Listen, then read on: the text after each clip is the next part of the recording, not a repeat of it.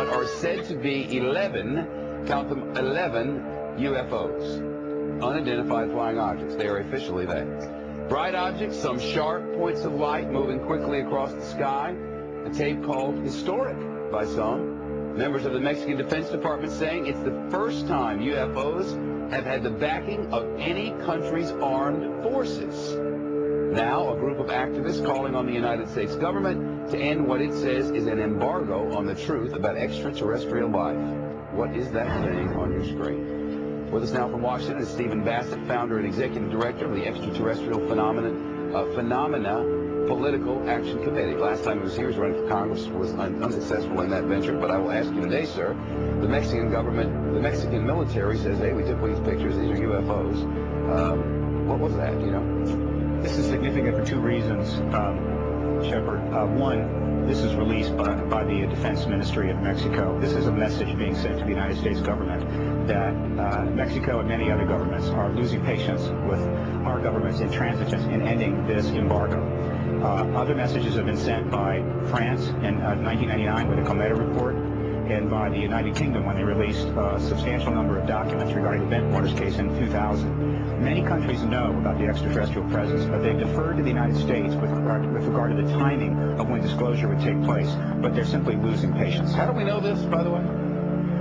Well, we know it by paying attention. I've been following this now for 10 years. We call it the politics of disclosure, the disclosure process.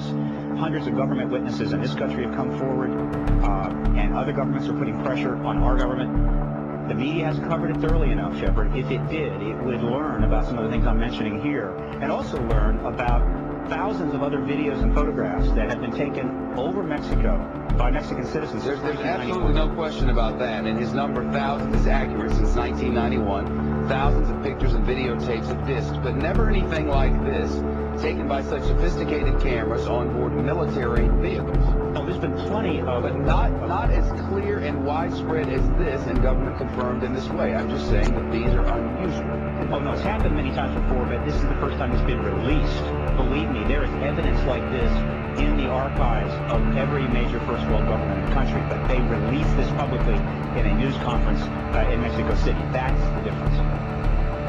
Studies have been done that, quote, clearly indicate the likelihood of an extraterrestrial explanation. But there are people sitting out there, I'm hoping there are millions of people watching at the moment, who are saying, this is nutty. Why do we even talk about such things? The polls show otherwise, Shepard. CNN, Time, Reuters polls, last 10 years, consistently, 50% of all Americans believe the extraterrestrial explanation accounts for these sightings. Up to as many as 90% of Americans believe the government is outright lying. The polls are unambiguous. Year after year, the same thing. In fact, if you could talk anonymously to people, even in Congress, probably 50% of members of Congress already convinced that the extraterrestrial presence explains this phenomena. Disclosure is at hand. It is very close, and the American people need to prepare themselves very soon for an announcement from our government that there is, in fact, an extraterrestrial presence engaging this planet and the human race. All right. Well, there you have it. Very interesting. Thank you. We'll try to find out more about the lights, and the next time there's a congressman around, I'll ask him. Probably not on the camera, but I'll ask him off the camera. So there's something to feed on.